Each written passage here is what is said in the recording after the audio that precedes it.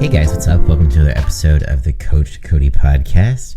It's hard to believe that it is already September 10th. I feel like I've seen some Halloween stores already just sprout in new locations. I feel like they always take over old CVS's, and that's how you know where your next Halloween store is going to be. Whenever you see a CVS or a Walgreens go out of business, just know that next year it's probably going to be a Halloween store. But anyways, I'm excited for fall. It's my favorite season. I love the fall weather, the colors, and I don't normally get pumpkin spice shit, but I like the idea of it. So I have not tried any sort of pumpkin spice latte or anything like that, so I can't hate on it. I know there's a lot of hate surrounding it being like a basic bitch trend, but you know, maybe I'm just afraid to try it because I don't want to be a basic bitch. But I'm just gonna say, you know what, there's nothing wrong with that, and I bet you I would like it because I'm pretty basic. But anyways, I don't know why I'm creating small talk again. I hate small talk, and I'm just talking about the weather and fall. But today I wanted to talk about fitness wearables. I know, not quite as exciting as the weather and fall and pumpkin spice lattes, but something that is as exciting is creatine. So I wanted to go over a study before I jumped into fitness wearables because, creatine's been it's been around for a really long time, and it's been demonized, it's been praised, and, it's on good terms right now. There's a lot of research that has gone behind it for its safety and for its efficacy. So I think we can safely say that creatine is now off the questionable supplement list because it has some actual good studies to back it up. And we are normally familiar with its benefits that come with, improving your muscle growth, strength and power, recovery, and that sort of thing. But what we don't talk about very much about creatine is its cognitive benefits. So I wanted to go over a study that was exploring the cognitive benefits of creatine supplementation, just to kind of, creatine is no longer just for meatheads and bodybuilders. So anyways, let's go over this study. So quick summary.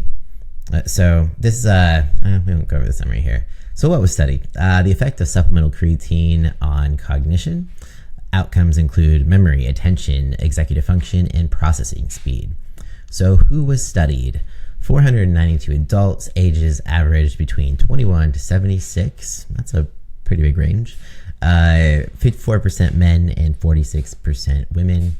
The studies included participants with apparent health conditions and individuals with specific conditions, including fibromyalgia, schizophrenia, mild cognitive impairment associated with Parkinson's disease. All right, so how was it studied? So a meta-analysis of 16 randomized controlled trials was conducted. The studies were conducted in various countries, including Brazil, the United Kingdom, the United States, Germany, China, Iran, New Zealand, Belgium, and Israel.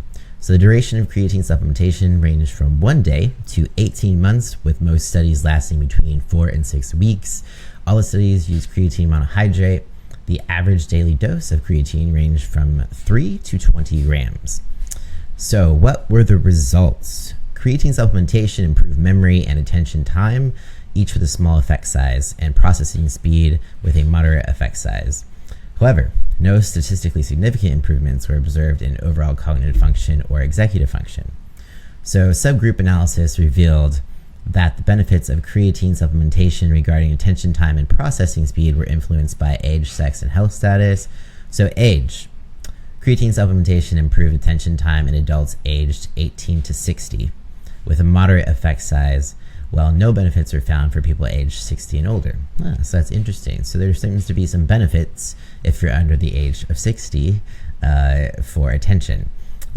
Sex. Women exhibited a large improvement in processing speed, whereas men showed no significant benefits. So it's interesting. It affects women differently than men. I don't know how we'd put that as far as how trans people respond to it. But anyways, health status.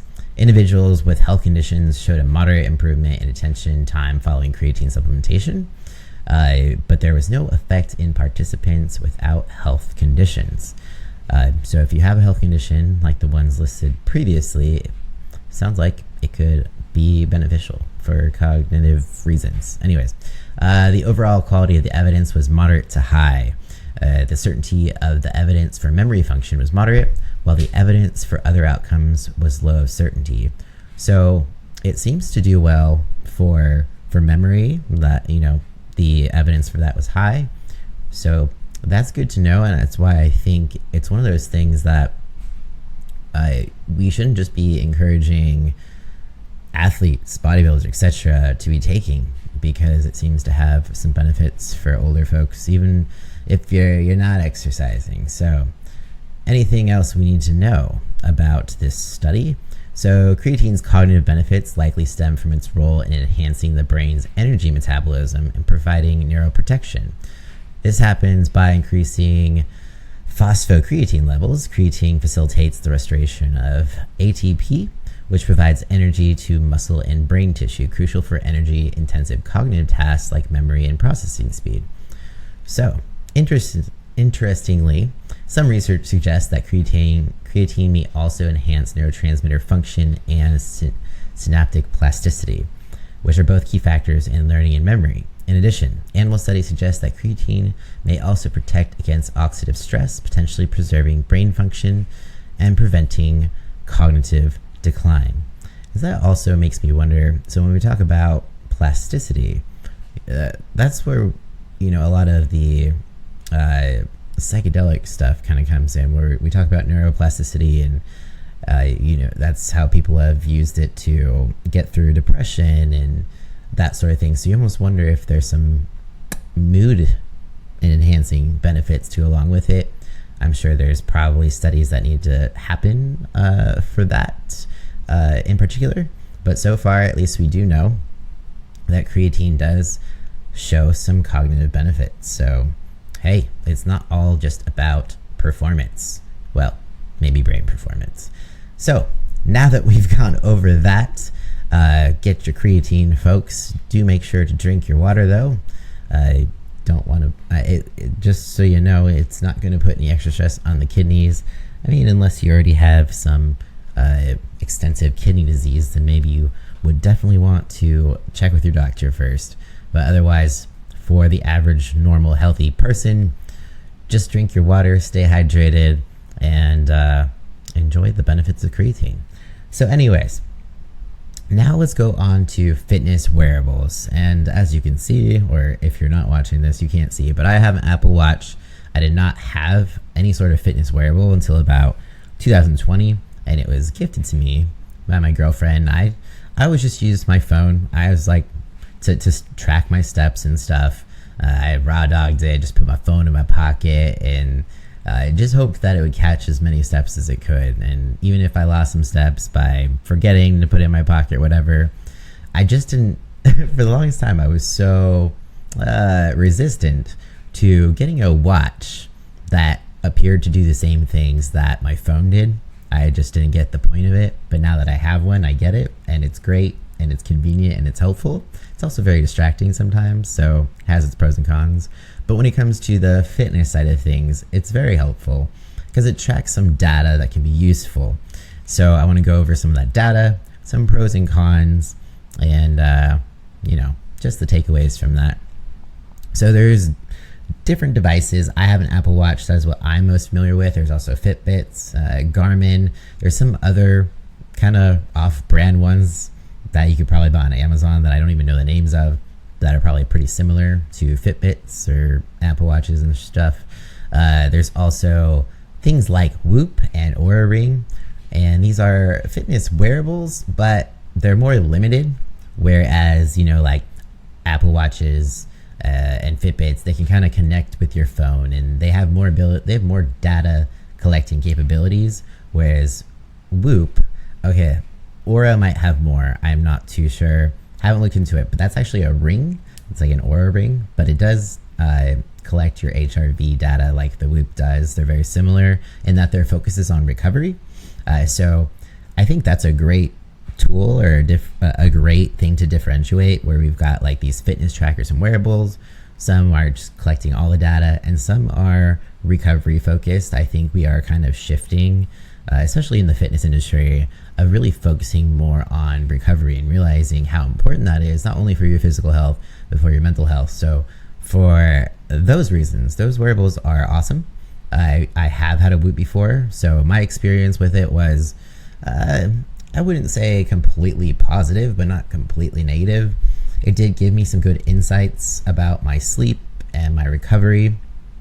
And just so you know, so HRV, it's heart rate variability, and it's basically a way to determine if you are recovered well enough from your workouts, how well recovered you are.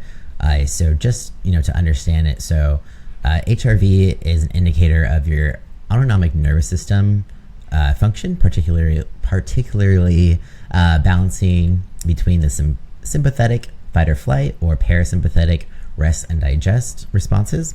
A higher HRV suggests better cardiovascular fitness and resilience to stress, whereas a lower HRV can indicate fatigue, stress, or even underlying health issues. So I don't know if you were around or you saw, a lot of times fitness wearables like Whoop was actually good at predicting if someone got COVID, because your rest, or what's it called? Like, you get red, green, yellow. I can't even think of the name. Speaking of cognition, I did not take my creatine today. But basically, Whoop gives you a rating of how well you're recovered. And it's red, yellow, and green. Red obviously being you did not recover well, you should rest. Yellow being meh, you're all right, you can work out, don't push it too hard. Green meaning have the best workout of your life, go for it, balls to the wall, whatever you need to do.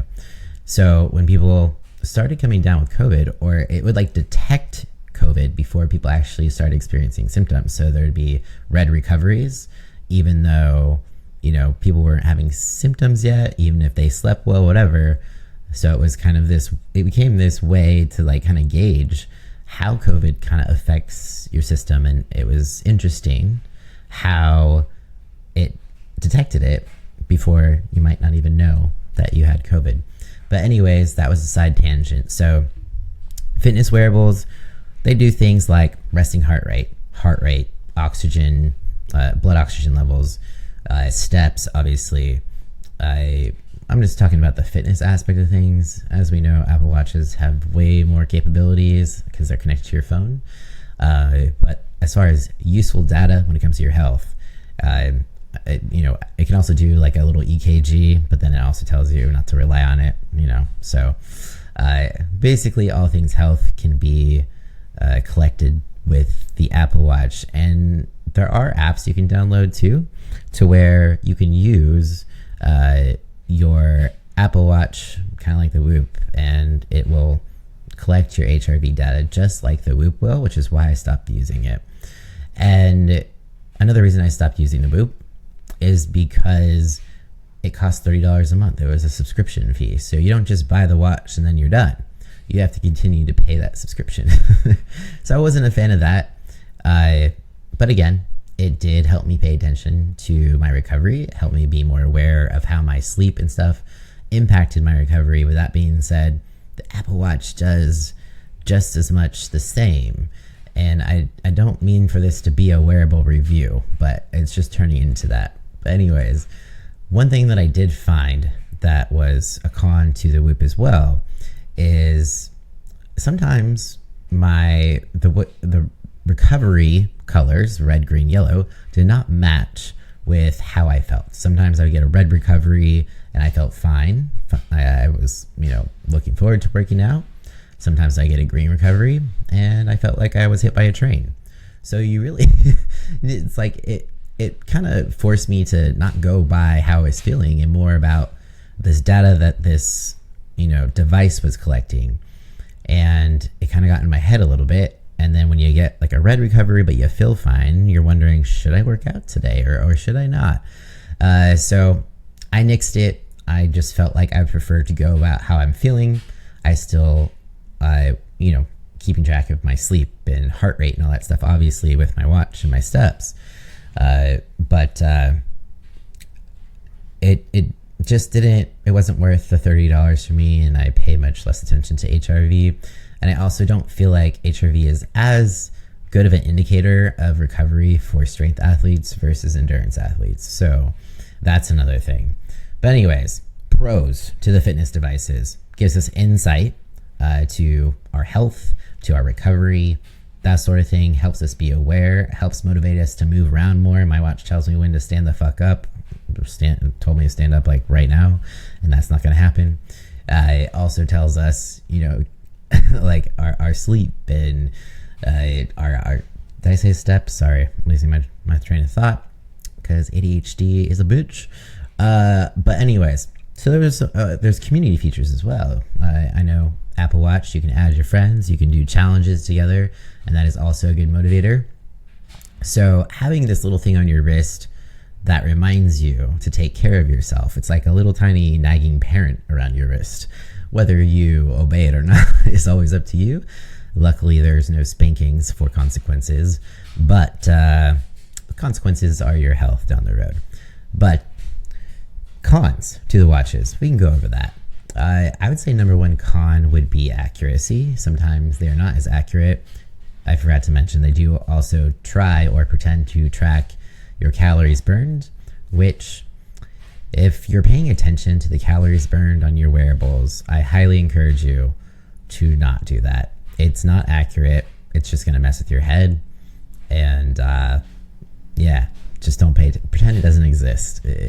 Even if you're calibrating it to like your sex, your activity level, and your height and weight, still, it's just not accurate. But let's go over some of the other things that the data they collect and their accuracy. So step counting. This is the number one thing that I love about fitness wearables. I do with my clients. I always like to set step goals because it encourages you to move more throughout the day, instead of just having like 30 minutes of cardio, being done, and you're just sedentary for the rest of the day. It's not best for your health. It's better to be moving more throughout the day, even if it's in just little 10-minute segments, getting your blood flowing, preventing your muscles from tightening up, that sort of thing. So step counting. Most fitness trackers are quite accurate in counting steps for typical daily activities. They use motion sensors to track movement, which can sometimes lead to overcounting if you are doing activities involving a lot of arm movement, or undercounting if you're holding something steady like a shopping cart. So this can also depend on what type of wearable you have. If it's one that just goes off a pedometer, can definitely be inaccurate, and that it's going to be more generous in how many steps you got. So be aware of that. Fitbits specifically, I'm not sure if they have ones with GPS now. I'm a little out of the loop. Forgive me for not being up on all the latest fitness gadgets. But if your watch does have GPS, it can be a little bit more accurate with your steps, because it's not just counting movement, it's also counting distance. And that's what I'm going to go over next. So distance covered for activities like running, walking, they can estimate distance fairly well because they include GPS in them. And they can be pretty accurate.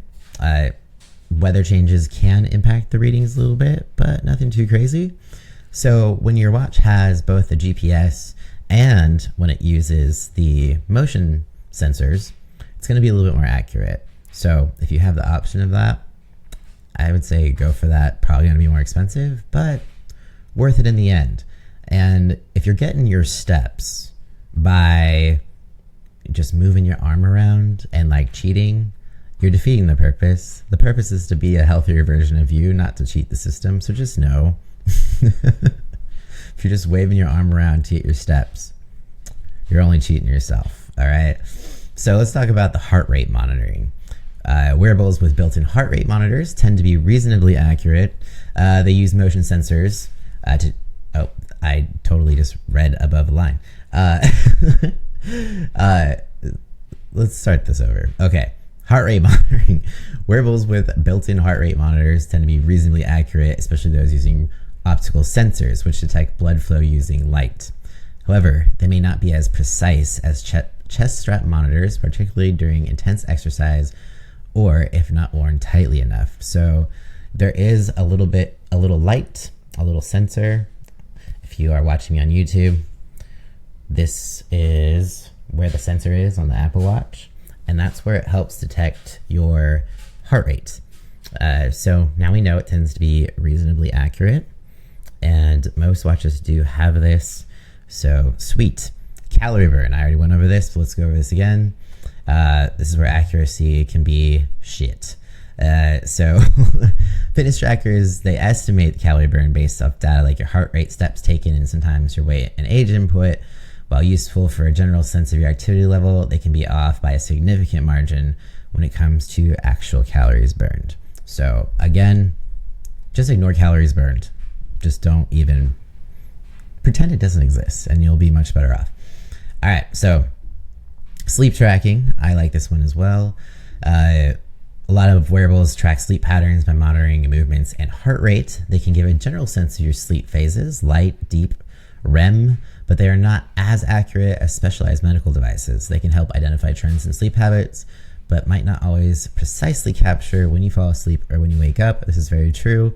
Sometimes it thinks I'm sleeping when I'm just laying around watching TV at night before I go to bed. So it's inaccurate in that it looks like I slept for more hours than I did.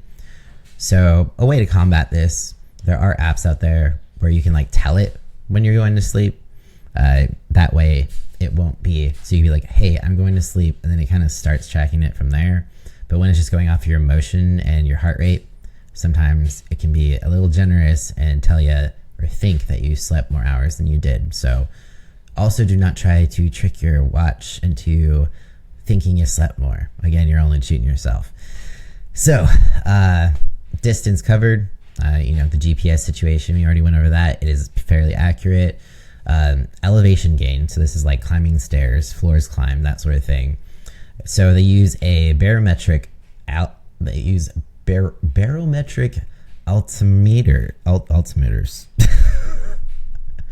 This is going great, guys. Welcome to the show. To measure changes in altitude. They can be reasonably accurate, but external factors like weather changes can affect the readings. So decently accurate there, so that's good to know.